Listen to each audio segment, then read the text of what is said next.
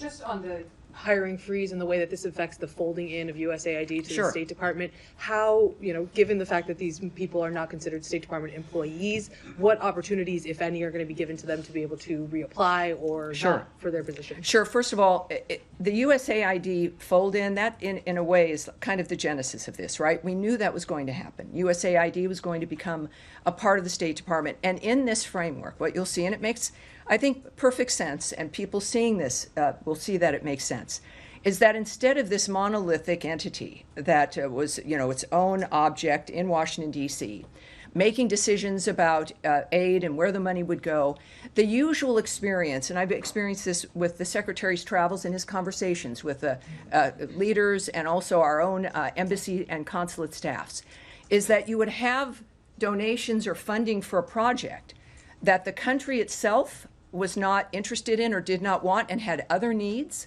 that the embassy staff or the ambassador was never consulted, that the opinions of the people who are working in the country were not consulted. So they would see money going into a nation, as an example, put in to fund something that was even, in some cases, detrimental to the nation that we were working with, or opposed by an ambassador, and yet there was no input and no action. In this particular kind of reorg, it's about consolidating things, right? Weaving certain offices into other bureaus, making situations smaller, reorganizing it, literally. And in that case, you will see the bureaus, which used to have a lot of power, but had really kind of lost that in a certain way through the giant bureaucracy that became evident through the 70s and 80s and 90s. And that you would have a dynamic now where the intention is, and described in this plan, to have each regional bureau have the element of the USAID that is relevant to that bureau, so that they would be working together, and it would be a coalition, if you will, of ideas and minds and efforts to then also bring in and have the embassies, the ambassadors, and the governments we're working with having a say in making sure that the money that's donated is relevant to that nation, is relevant to the region.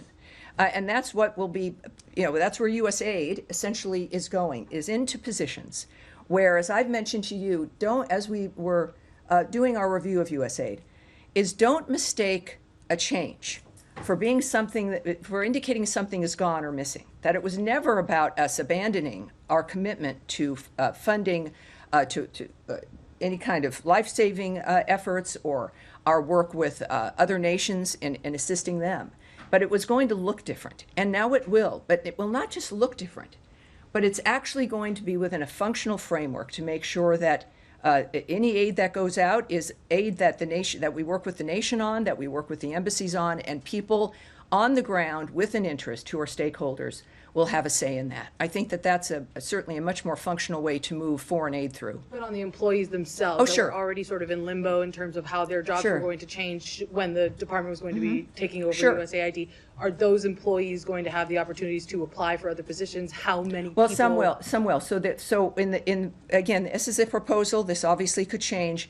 But as you have offices that are cut, or even some bureaus that were set up for a specific situation that end up being cut entirely, that you will have people who then, Foreign Service officers, the career workers, et cetera, being able to apply for something else. So these are, it's a dynamic where you've got a certain number of open seats that exist, and then people who, of course, will then be out of the seat where they were if, in fact, their office is cut or even folded in to another bureau. So these are, again, this is, again, a roadmap, and it's a dynamic, whereas we've said in the past certain dynamics where people, and this is new for me as somebody who's never worked for government, very much in a way like the military, where you can be working for the State Department, working in a specific, let's say, embassy overseas, and then that job ends, and then you come home and you get slotted into a new job. That, I think, for the American people, maybe for large corporations, that makes sense. But that's how it works here, when, of course, that's possible. So that is possible, and we will clearly watch that as it plays out. Oh, yes, sir.